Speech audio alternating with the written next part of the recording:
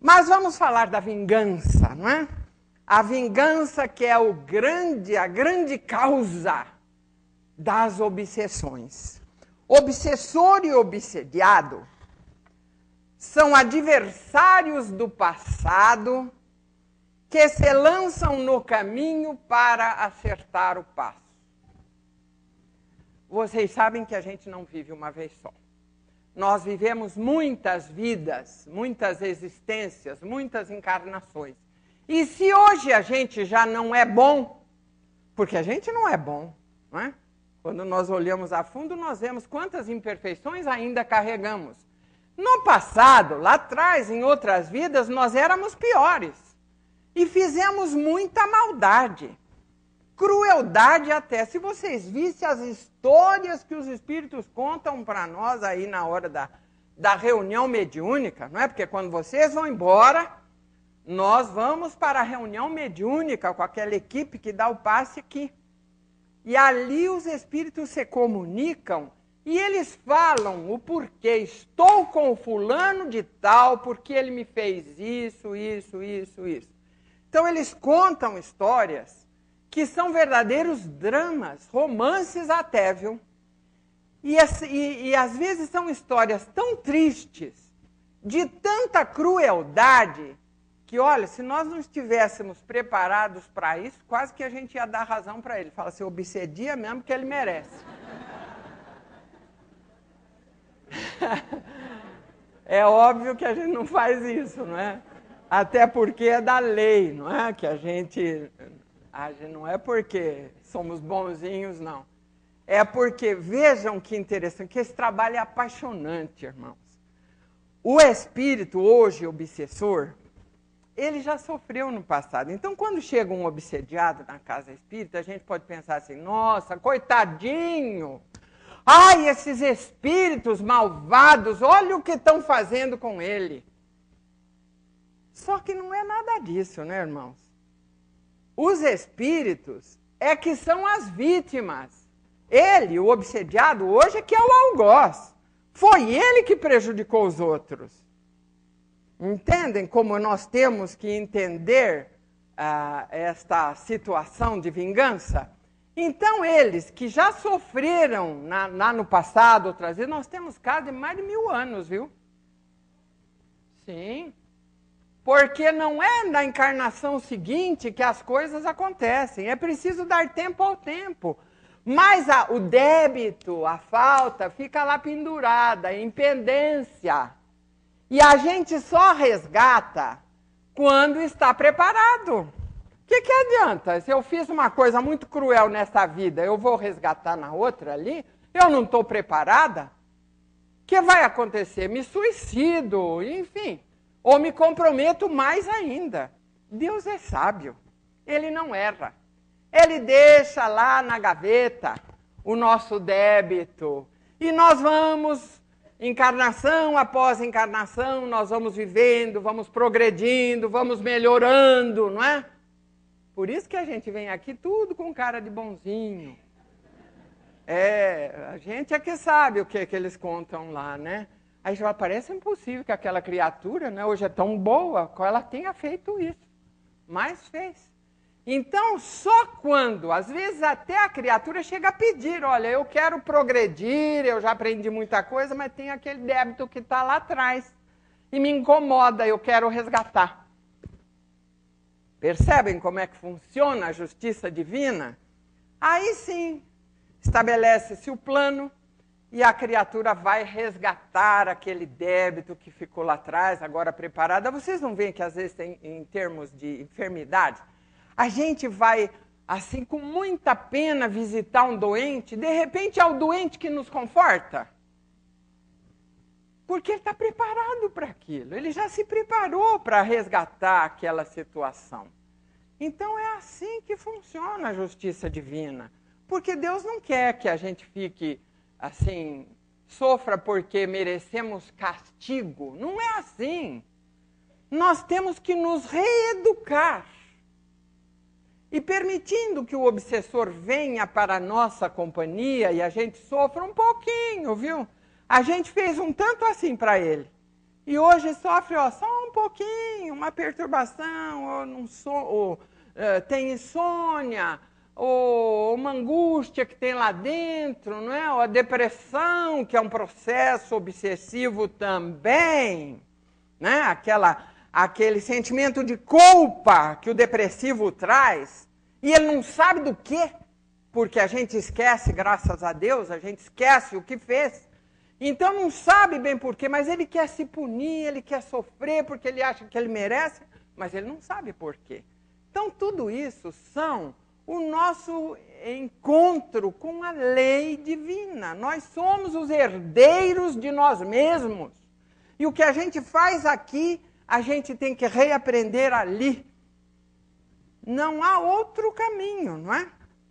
Então, irmãos, a vingança é o mais comum dos objetivos dos espíritos. Só que aí a gente orienta eles que se eles obsediarem aquele que é o algoz, porque eles falam assim pra gente, agora é a minha vez. E a gente fala, você não tem vez, ninguém tem vez. Porque ele fez para você e está resgatando através da tua atuação. Mas você, no dia de amanhã, você vai resgatar isso que você está fazendo para ele. Porque Deus não permite. Ele tem meios de cobrar sem que ninguém se envolva. É assim que funciona a lei, né? Então a gente não precisa se vingar, pedir a desforra, né? Agora é a minha vez. Não tem vez nunca. Porque os nossos débitos, irmãos, não são de uns para com os outros, eles são com a contabilidade divina. Então, quando eu prejudico aquele, não é que ele depois vai ter a hora que ele vai me prejudicar para ficar quites. Não é assim que funciona. Quando eu prejudico, eu assumo um compromisso com a contabilidade divina. E depois, então, isto vai me ser cobrado. Não é? Mas vamos continuar, porque eu falo muito, não é? Então, os espíritos atuam em falanges organizadas com vigias, não é? Reconcilia-te com o adversário enquanto estás a caminho com ele, porque chegando na cidade, ele te entrega ao promotor, que te entrega ao juiz, que te coloca na prisão e de onde não sairás enquanto não pagares até o último ceitil. Palavras de Jesus, não é? Então vejam como eu falo sempre que a gente não pode viver distraído. E não pode mesmo. Nós temos que ter sempre a consciência da nossa maneira de viver. A obsessão não só deixa perturbado o espírito, como produz distúrbios no corpo físico. Esses distúrbios são maiores ou menores conforme o grau da obsessão e a natureza malévola dos espíritos. Podem levar à desencarnação. Pode-se morrer por um processo obsessivo? Pode sim. Pode, um processo obsessivo pode levar à desencarnação. Eles atuam na mente, no corpo e nas coisas que cercam o indivíduo. Eles atuam na mente, desequilibrando, às vezes atuam no corpo, na saúde física, e às vezes a pessoa mantém a mente lúcida, o corpo sadio, mas eles atuam em volta. Nas coisas que cercam o indivíduo. Não arranja emprego, é mandado embora do emprego, não tem desarmonia familiar. Se ele tem um negócio, o negócio não vai para frente, não é? E ele vai em derrocada. Enfim, há múltiplas maneiras de os espíritos atuarem. Vamos ver agora a desobsessão, que é isso que interessa, né? A desobsessão. Na questão 477 de O Livro dos Espíritos, Allan Kardec pergunta: as fórmulas de exorcismo têm qualquer eficácia para afastar os maus espíritos? E os espíritos respondem: não. Quando esses espíritos veem alguém tomá-las a sério, riem e se obstinam. Então, exorcismo, fórmula mágica, expulsar, tudo isso não vale nada, viu, irmãos? Infelizmente, quando as pessoas se veem presas de perturbações espirituais e processos obsessivos, elas buscam qualquer lugar e fazem qualquer coisa para se libertarem, não é? Pagam até grandes somas a charlatães que lhes fazem promessas de cura. Palavras sacramentais, amuletos, surra, né? Vão bater no obsediado para o espírito sair. E pensa que não tem? Tem. Por aí está cheio disso, né? Bate, surro, coitado, né? Hoje a técnica é o esclarecimento, é isto aqui que nós estamos fazendo, não é? É o conhecimento da situação e o esclarecimento.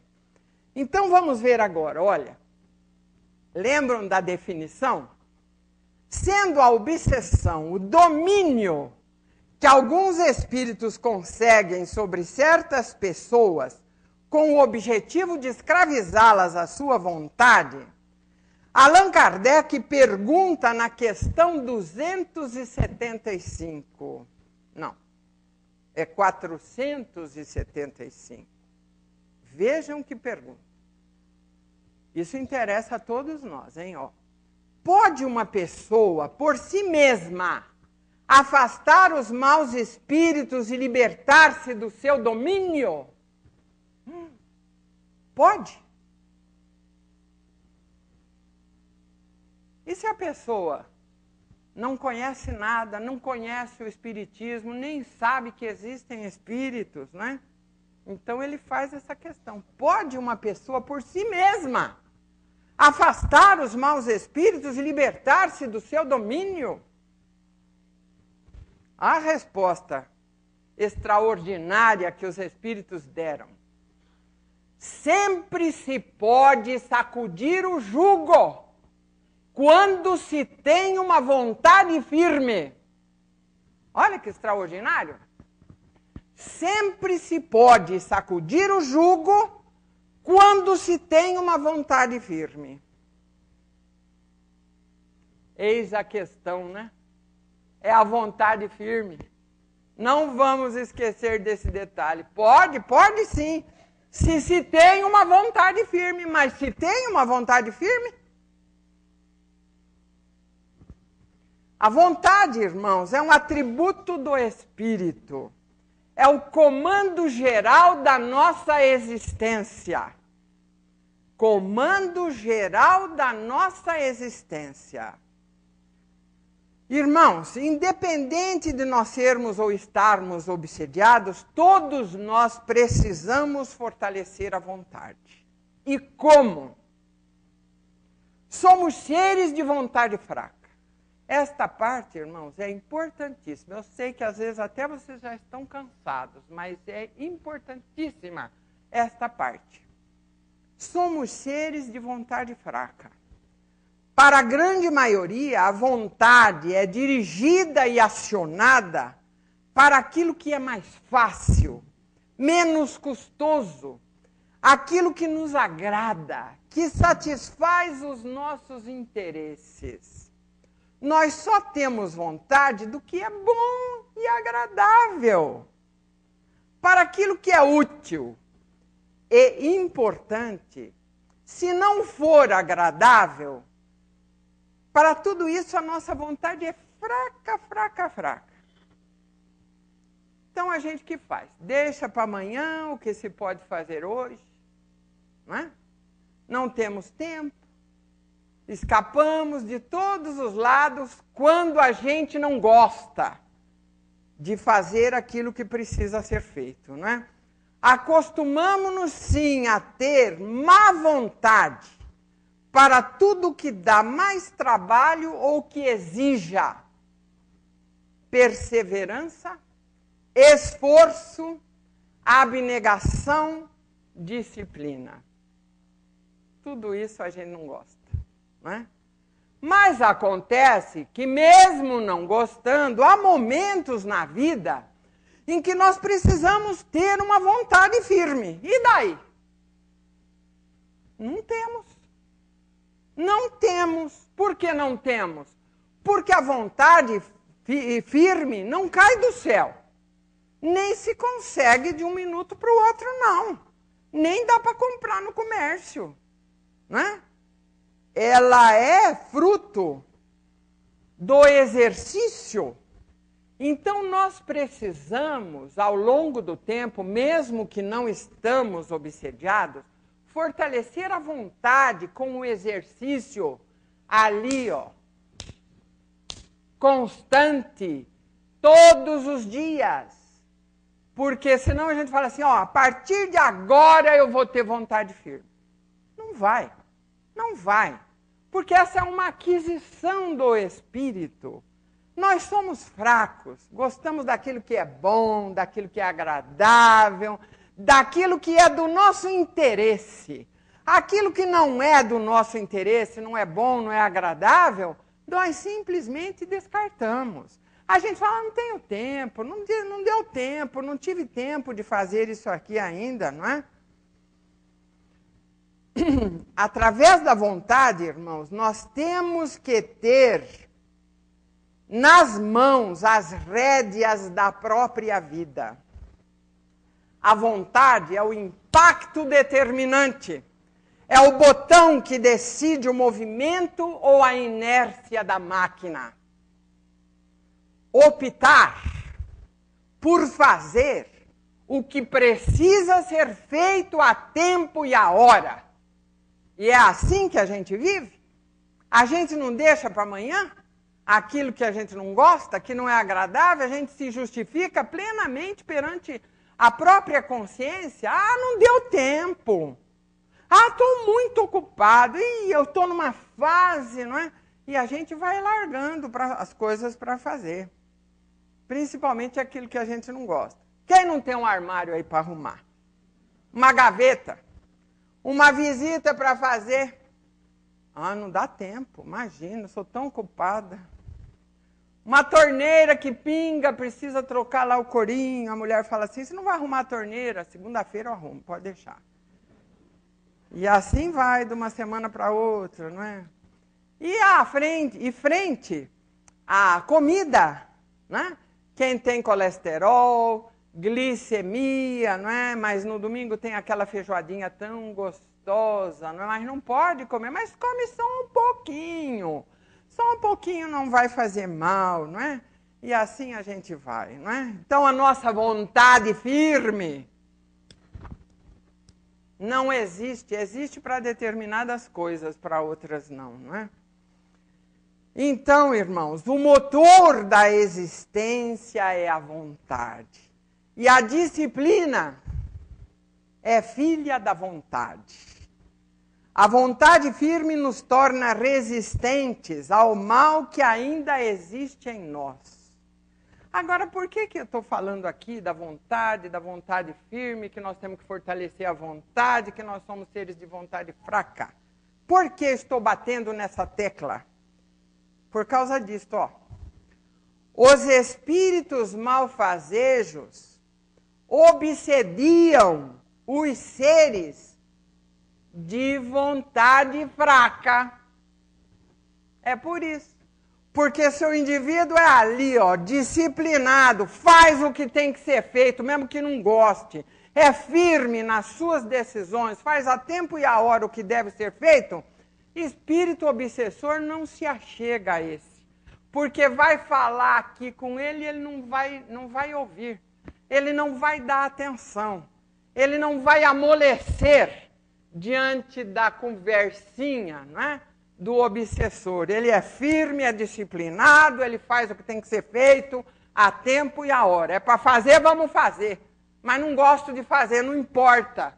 Eu costumo brincar, falar, ou rindo ou chorando, a gente tem que fazer, né? É assim que a gente tem que ser. Então os espíritos, eles vão procurar outro de vontade fraca que não dá muito trabalho para poder obsediar. Percebem? Vamos ver agora rapidamente a ação desobsessiva. Claro que não, a desobsessão não é um passe de mágica. Cláudia, vamos passar o cineminha aqui para vocês verem a obsessão que a gente está aqui falando, mas a obsessão ela levaria um ano inteiro de estudos, né? olha, este ser está obsediado, perturbado, aquelas bolas e estas figuras são espíritos obsessores que ficam ao nosso redor, que influenciam a nossa mente, mas a gente não vê, não é? A gente não vê, a gente não sabe, nós pensamos, nossa, sou eu que estou pensando assim. E os espíritos estão ali nos influenciando. Pode passar o outro. Olha aqui, uma criatura sensual. Eu disse que os espíritos ficam conosco dependendo dos nossos gostos. Então, olha aqui, ó. Este aqui está se deliciando com espíritos femininos, olha aí, todos em forma de mulheres, com pouca roupa, né? Elas estão dançando em volta dele e ele está feliz da vida. Será que a hora que parar, ele fala assim, agora vocês vão embora, que agora não quero mais. E eles vão? Não vão. Né? Então vejam as companhias que a gente atrai para nós. E essas companhias influenciam a nossa vida. Outro. Aqui não está tão nítido, mas olha aí, a pessoa obsediada, como se estivesse portando uma arma, não está, mas está fazendo o gesto de quem estaria, não é? Para atirar em bichos, olha, que aqui estão, que são espíritos tomando forma de bicho, olha, cão, lobo, não é? E ele então quer atirar, ele está vendo. Quantos casos a gente não vê a pessoa falando assim, olha lá o bicho, quer me pegar, não é? Então, são os estados de subjugação. Eles veem os espíritos e os outros não veem. Então, tomam a criatura por louco. Não é louco, é obsediado. É alguém, porque todo obsediado é médium, né? E eles veem. Então, ele está vendo aqui os espíritos atuando sobre ele. Outro. Aqui. Aqui já não são bichos, são pessoas. Vejam, ele está aqui com uma arma na mão. Aqui alguém querendo pegá-lo, não é? Querendo agredi-lo. Ele está vendo, como eu disse, aquelas coisas de perseguição. Querem me pegar, querem me bater. Não é? Olha, tira ele daí. Não é assim que acontece? É exatamente assim. Eles estão vendo, para eles é concreto. E na verdade é, só que nós não vemos. Mas o obsediado vê. Vocês já pensaram que vida tormentosa ver essas coisas, né, perto de si? Não tem paciência, não tem paz, não tem serenidade, está sempre perturbado, sempre vendo numa situação que a criatura enlouquece mesmo, não é? Olha, aqui está com a camisa de força, não é? Olha, ele está manietado. Olha as figuras dos espíritos que estão à sua volta, veja. Carantonhas, não é? Que os espíritos se mostram assim para aqueles a quem eles obsediam. Ele está preso, com certeza, em algum manicômio, não é?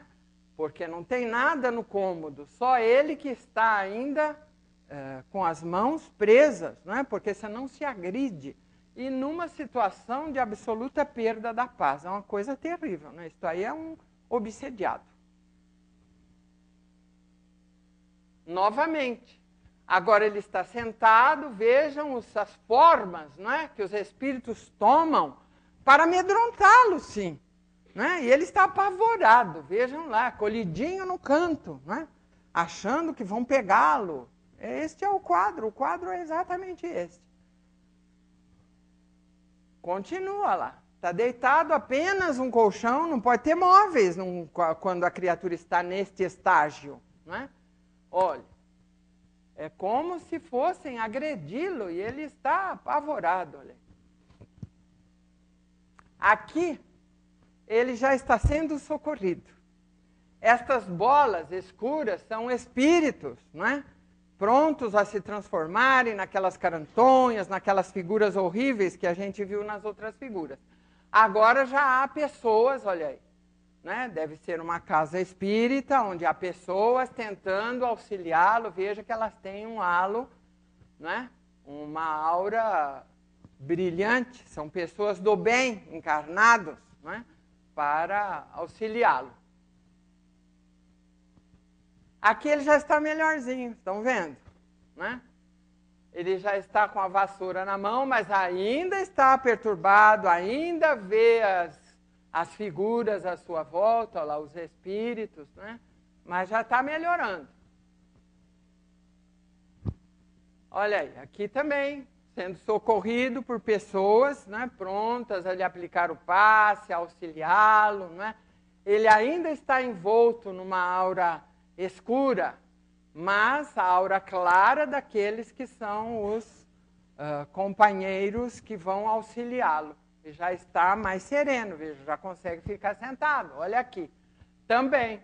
Agora só 2 estão amparando, ele ainda está envolvido pelos fluidos escuros, né? O obsediado fica como que envolvido num manto de fluidos enfermiços, negativos. Já vai sendo socorrido. E aqui ele já está reequilibrado.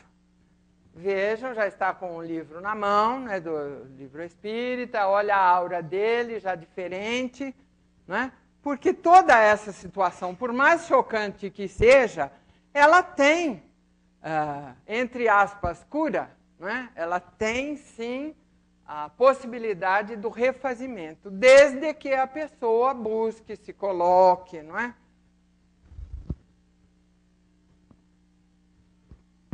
Pode desligar.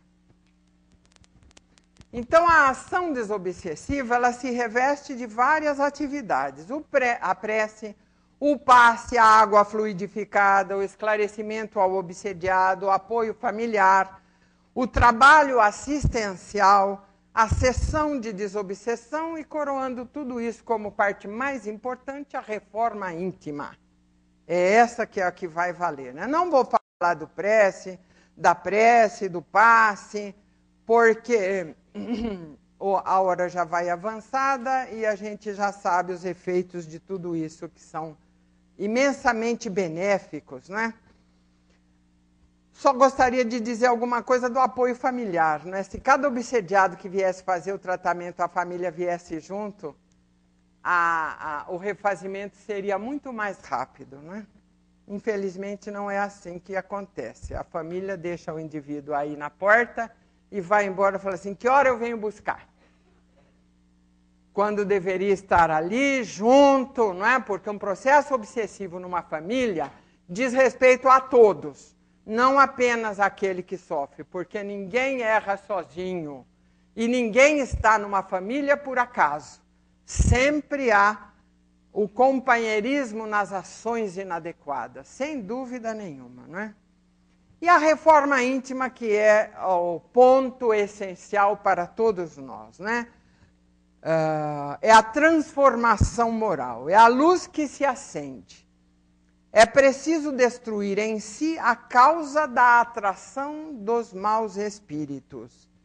É o ser lutando para dominar as suas más tendências e inclinações. A desobsessão começou com Jesus, não é, irmão? Começou com Jesus. Quando ele dizia àqueles que o buscavam, vá e não peques mais. Esta é a questão, não é? Então, irmãos, é preciso conhecer os ensinamentos de Jesus e vivenciá-los, não é? Os hábitos de ódio, rancor, desejo de vingança, revolta, modo de proceder egoístico e cruel, sentimentos que foram cultivados durante séculos, precisam ser transformados. O orgulho, o egoísmo, a vaidade, a avareza, a inveja, o ciúme, a cobiça, a ganância, a sensualidade, a maledicência, as calúnias, precisam ser substituídas pelas virtudes construídas pelo nosso esforço. Amélia Rodrigues narra a passagem em que Jesus explica aos discípulos o motivo pelo qual não haviam conseguido expulsar o espírito imundo. Esta casta de espíritos, diz Jesus, não pode sair com coisa alguma a não ser oração e jejum. Se amardes, ao invés de detestardes, se desejardes socorrer, e não apenas expulsardes, tudo fareis, pois tudo quanto faço, podeis fazê-lo e muito mais. Então, ninguém expulsa o espírito obsessor da companhia de ninguém. Ele é nosso irmão e merece todo o auxílio. Aliás, muito mais que o encarnado, porque ele já sofreu nas mãos do encarnado. Então, nós temos que auxiliá-lo. E uma vez auxiliado, ele reconhece que não deve permanecer ali e ele aceita ir embora. E o encarnado, por consequência, se liberta. É assim que funciona, né? Então, irmãos, oração e jejum. Oração que é a sintonia com planos superiores. O jejum. A abstenção e superação dos vícios. Irmãos, o trabalho de desobsessão se iniciou com Jesus, que nos indicou o processo terapêutico a ser empregado. Mas, disse o próprio Jesus, limpa e arrumada a casa, o espírito inferior convida mais 7 companheiros e todos vão habitá-la. Às vezes a gente faz o tratamento de alguém e a pessoa fica bem e a gente dá alta e ela vai embora. Dali 6 meses ela volta, não é? Fala assim, os espíritos voltaram. Não voltaram, não. É que a pessoa não fez por merecer e outros espíritos se achegaram. É assim que funciona. Porque quando o espírito aceita ir embora, ele não retorna. Ele foi consciente do que ele está fazendo. Mas outros espíritos vêm e a pessoa vai continuar a passar mal até que acorde para a necessidade de melhoria espiritual, de transformar as imperfeições em virtudes. Aí sim. Então, irmãos, a prevenção, que é o melhor caminho e que diz respeito a todos nós, ela é o melhor tratamento, não é? Porque a obsessão provém do mau uso do livre-arbítrio. O livre-arbítrio é o privilégio de conduzir-se por si mesma com liberdade e independência, como convém aos seres capazes de raciocinar. Provém também da vontade mal educada. É o resultado da indolência, do pouco caso, da negligência. A criatura não gosta de horários, não gosta de disciplina, é inimigo do trabalho, da ordem e do progresso. Vai querer o quê? Entenderam? Ela provém também das inclinações sensualistas, que são os desejos desregrados, os abusos no campo do sexo. Do descontrole nos atos cotidianos, descontrole em atos e palavras que geram ofensas, remorsos, ressentimentos. Os espíritos inferiores gostam dos seres descontrolados, que não pensam antes de falar e agir. Provém também do nervosismo desenfreado. Traz a irritação, a intolerância, a irreflexão, a imprudência. Provém dos desejos desproporcionados, que são as aspirações inatingíveis. Nunca se contentam com o que têm. Acham sempre que merecem mais. E provém também do temperamento voluntarioso. Indivíduos sempre em choque com os demais. Tem sempre razão. Sua vontade deve prevalecer. Despreza o ponto de vista dos outros. Mas, irmãos, tudo isso, às vezes a criatura é impulsiva e outras coisas mais, e ela acha, eu sou assim. Mas não nasci assim, cresci assim, vou ser sempre assim. Não é assim que as coisas funcionam. A gente tem obrigação de podar todas as impropriedades do nosso caráter. Ninguém vai fazer esse serviço por nós. Nós é que temos que fazer o esforço de ir construindo em nós as virtudes que darão para nós a proteção de que necessitamos para que espíritos outros, inimigos do passado, se acheguem a nós e aí façam com que a gente pague até o último ceitil. Que Jesus nos abençoe e nos auxilie no trabalho da nossa redenção espiritual. Que assim seja.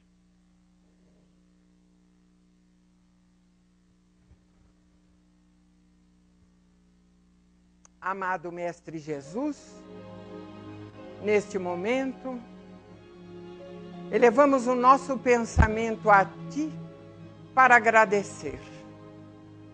Sim, Mestre, queremos agradecer, precisamos agradecer por tantas dádivas que colocas em nosso caminho para que possamos crescer espiritualmente. Te agradecemos pela lição benéfica desta tarde, que fez com que o nosso pensamento se esclarecesse através das necessidades que ainda portamos. E, quiçá, através deste esclarecimento, possamos encontrar em nós a coragem, a determinação, a boa vontade para vencermos as nossas inferioridades e assim conquistarmos a felicidade. Abençoa a cada um de nós que aqui está, abençoa nossos lares, nossos entes queridos, nossos familiares, abençoa todos aqueles que sofrem, encarnados ou desencarnados, àqueles que gemem e choram sob o peso de dificuldades que ainda não conseguem compreender. Abençoa também àqueles que, distanciados de Ti, ainda nem sequer Te conhecem. E que nesta hora de bênçãos e benefícios possamos orar contigo, levando a Deus, o nosso Pai, a prece que nos ensinaste. E é com profunda humildade e imensa fé que dizemos: Pai nosso que estás nos céus, santificado, Senhor, seja o Teu nome. Venha a nós o Teu reino, seja feita a Tua vontade, assim na terra como nos céus. O pão nosso de cada dia, dá-nos hoje, Senhor. Perdoa, Pai, nossas dívidas, assim como perdoamos aos nossos devedores. E não nos deixes cair em tentação, mas livra-nos, Senhor, de todo o mal, porque Teu é o reino, o poder e a glória para todo o sempre. Que assim seja, Senhor, que assim seja.